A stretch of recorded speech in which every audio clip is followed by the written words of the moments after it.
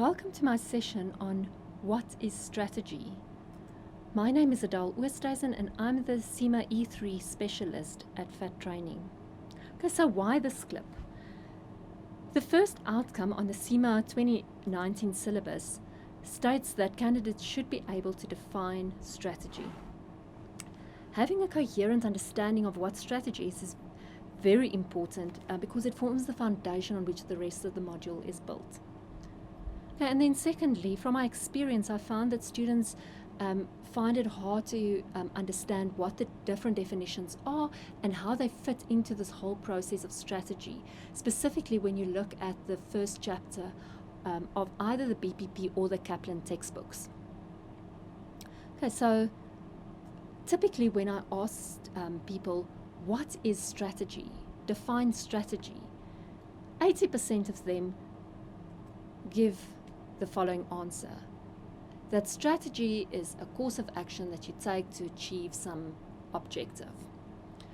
And that is absolutely right. But then you will see in your textbook that they also provide the other definition of Johnson, Scholes, and Whittington, which says that strategy is the general direction and scope that the organization take over the long term to meet the specific needs of customers in such a way that it provides sustainable competitive advantage, and this sustainable competitive advantage should then be to the benefit of the organization's different stakeholders. Okay, so it's important to remember that although these definitions are both acceptable definitions of strategy, they are not the same. They actually refer to two very different things. And I will now proceed to explain how they are different and in what context they should be used. So let's just first start with the Johnson, Scholes, and Whittington definition, which is very similar to the Michael Porter definition that's which describes strategy as the unique position that a company takes over the long term, and that resulting in them gaining a sustainable competitive advantage. Michael Porter refers to this type of strategy, or this definition, as the competitive strategy of the organization. And that is also similar to business strategy, that concept of business strategy that you will find in the different levels of strategy. So the business strategy equals the competitive strategy, and that is defined with Michael Porter's definition of the thing that makes a company unique, makes them different, and to meet the specific needs of customers within a specific industry or environment. Okay, and then I'm going to look at these two issues separately. Firstly, Michael Porter's generic strategy, which flows from his definition of strategy. And Michael Porter states that you could broadly, a company's overall strategy could either be defined or could be a cost leadership strategy, a differentiation, a cost focus, or a differentiation focus, where the cost leadership is really producing your goods or manufacturing them, getting them to your customers at the lowest possible cost.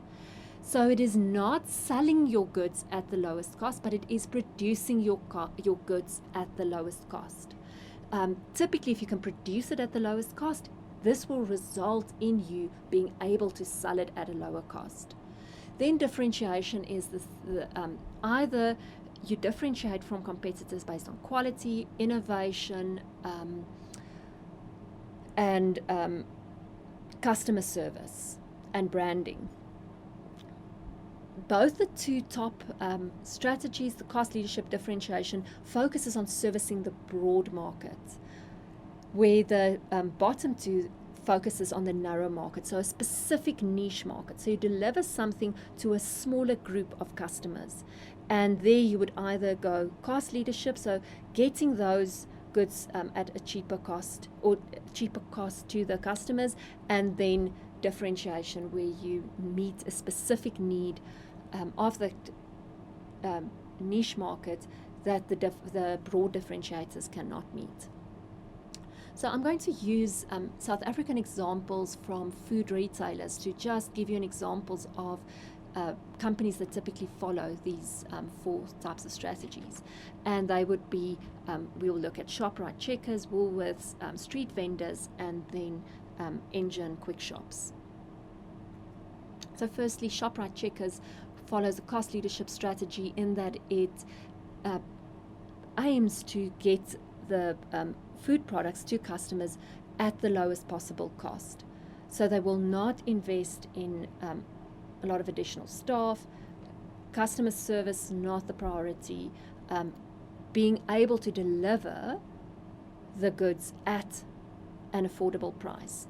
That is their strategy. So Woolworths then follows a differentiation, and they distinguish from other food retailers through offering quality products, good customer service, and then they also have a very strong sustainability focus. Street vendors, those are people trying to sell goods or their food products to people who walk by in the street or live in the area, and because they don't have overheads such as rent to pay, they're able to deliver their goods also at a lower cost. Then a differentiation focus would be the engine quick shop. That their strategy is really to deliver convenience. So while you fill up your car, you can quickly go to the shop and get whatever you want, or if you need convenience late at night, you can go to one of these shops to buy whatever food products you need. I think the second part, which I alluded to in terms of business strategy, which is similar to the competitive strategy of an organization, is the different levels of strategy.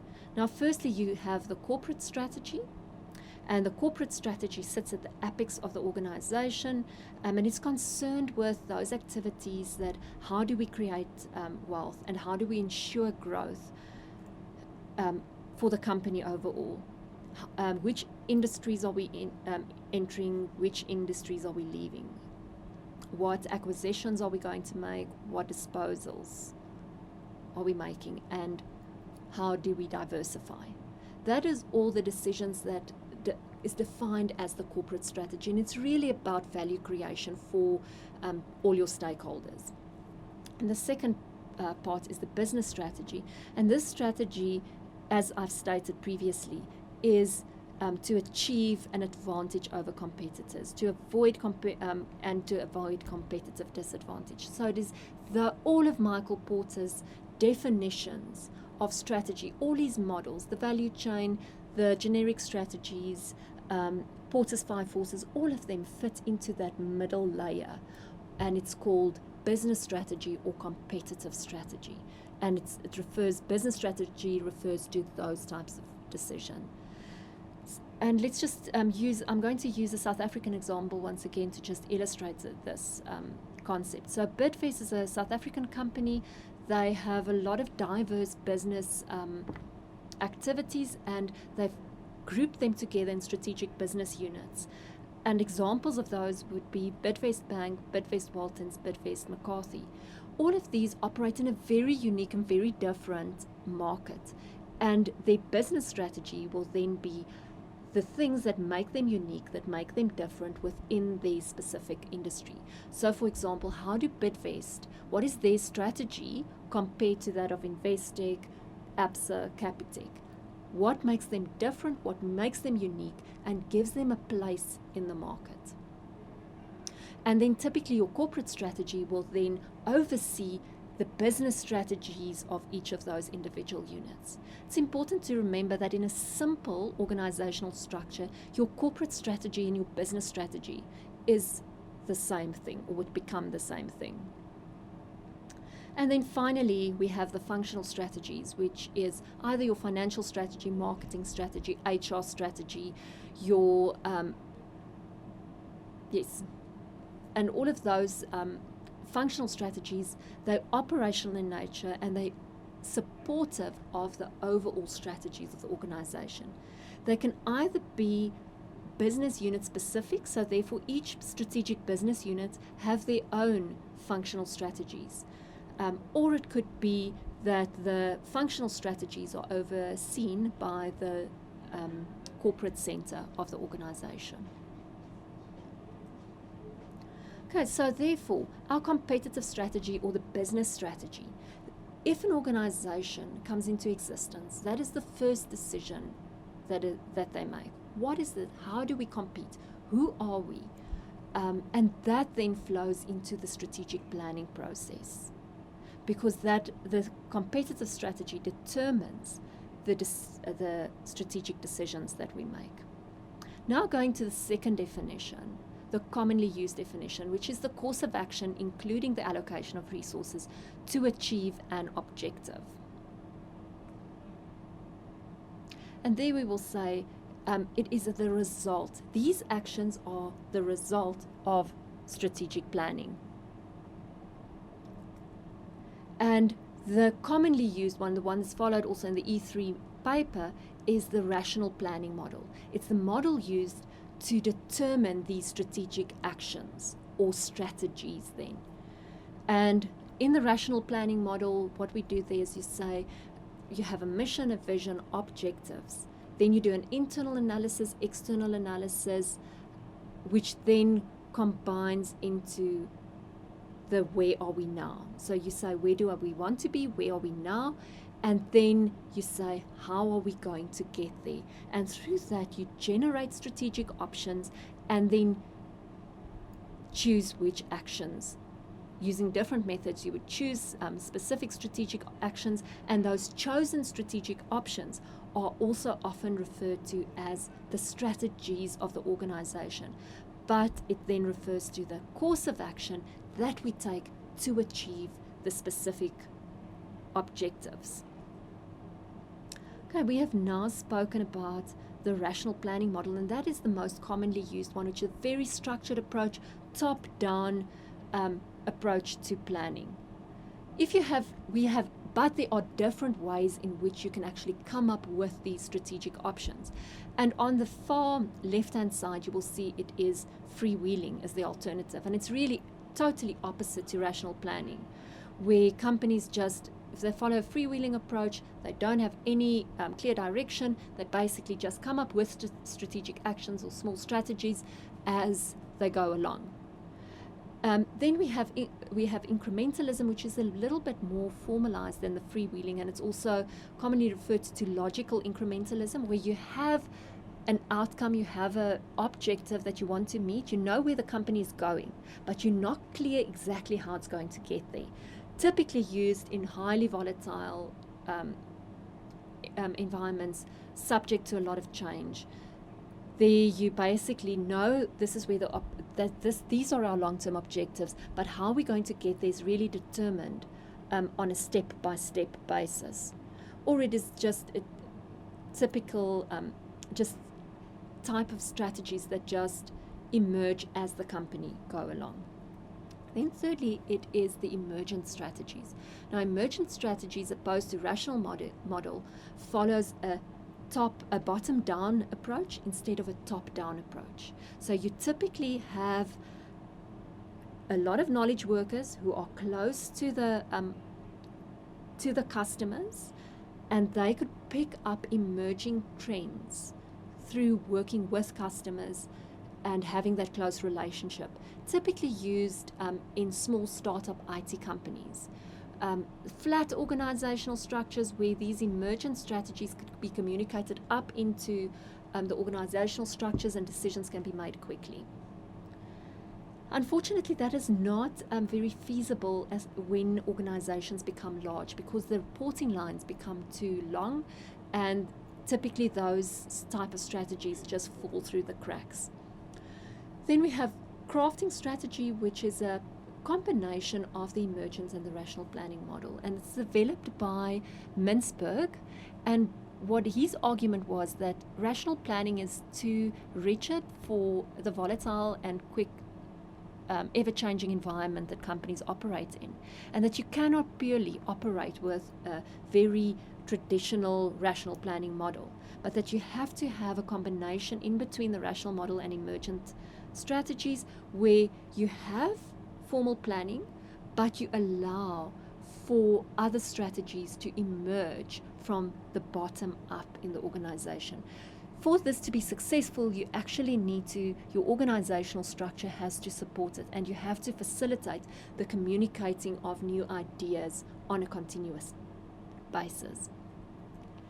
And then finally, just to wrap everything up, I'm going to just explain everything through an example. So firstly, Royal Gyms, it's a case study, a previous CIMA case study, and it is Royal Gyms operates a no-frills gym. Basically what that means is that customers, you don't have to pay a monthly fee to join for the gym. You pay on demand. As you want to go to the gym, you pay a visitor's fee. So there's no monthly payments. And also these gyms, they don't have a wide variety of equipment. They've got basic equipment such as, say, treadmills, rowing machines, bicycles, and then your basic lifts. But it's good quality, basic, but nothing special in terms of equipment. They also don't have any personal trainers, and the facilities are normally not located within city centers. It is in the gyms are located outside the city center in warehouse types of environments. You also don't have restaurants there, only vending machines. So with that, the aim, you can see, is to really keep the costs down and to deliver a good quality gym without the extra frills. So you could say that their competitive advantage would then be, their competitive strategy would be to be a no-frills gym. Now further, that explained that RG grew organically in its home market, and the home market is now considered mature with limited opportunities of growth. The strategic objective is to grow sales annually by 15% over the next 3 years. And to achieve these objectives, they're considering two options. Firstly, to expand into a neighboring country by buying a traditional gym, or to manufacture and sell supplements to the existing gym clients. So these two options at the bottom is considered to be strategic options. And then the process will follow that these strategic actions, from the strategic actions, you will choose one of those options, and they then become strategic actions, or as the CIMA official terminology say, the actions taken to achieve specific objectives. So when these strategic actions are decided on, the competitive strategy, the overall strategy, would inform your choice of strategic options. So you would never choose an option that is not in line with the overall competitive strategy of the organization. So I really hope that this clip will bring clarification to the difference between the terminology strategy and strategy. Strategy referred to as the competitive strategy of the organization or business strategy, and then strategies typically referred to as the strategic actions of the company.